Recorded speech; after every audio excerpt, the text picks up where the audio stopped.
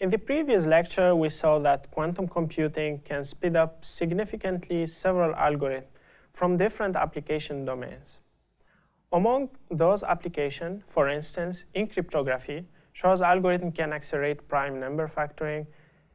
In chemistry, we can speed up molecule simulation. We can use the Grover algorithm for fast data search. And we can also accelerate pattern matching in genomics. We saw also how quantum algorithms can be expressed in a high-level programming language such as the OpenQL language designed at QTech. In particular, we saw that those algorithms are composed of a mix of classical and quantum operations. The classical part can be executed on a traditional processor, and the quantum part can be executed on the quantum processor. For instance, the Shor's algorithm is a famous quantum cryptography application for prime number factoring.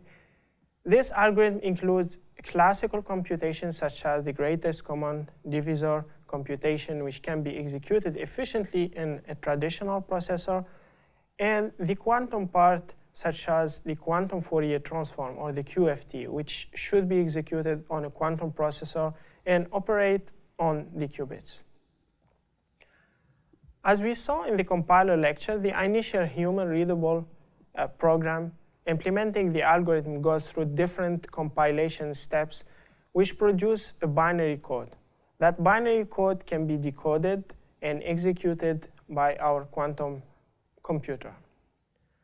The goal of the microarchitecture is to execute that code in a deterministic way and provide all the runtime support required to execute both the quantum operations and the classical operation, and then return back the computation results or the measurements.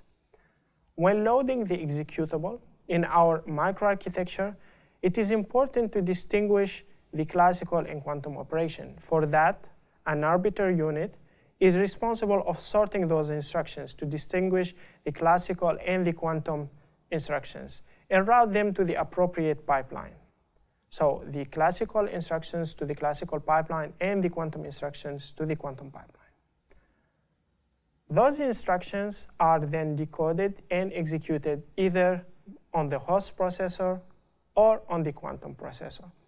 One of the main tasks of the microarchitecture, or more specifically the quantum pipeline, is to translate the quantum instructions into analog signals which can be sent or applied to the qubits. These signals can be microwave pulses or constant voltage levels. So each quantum instruction is fetched from the instruction cache, decoded, pushed into the execution queue, and translated to an analog signal using a digital to analog converter.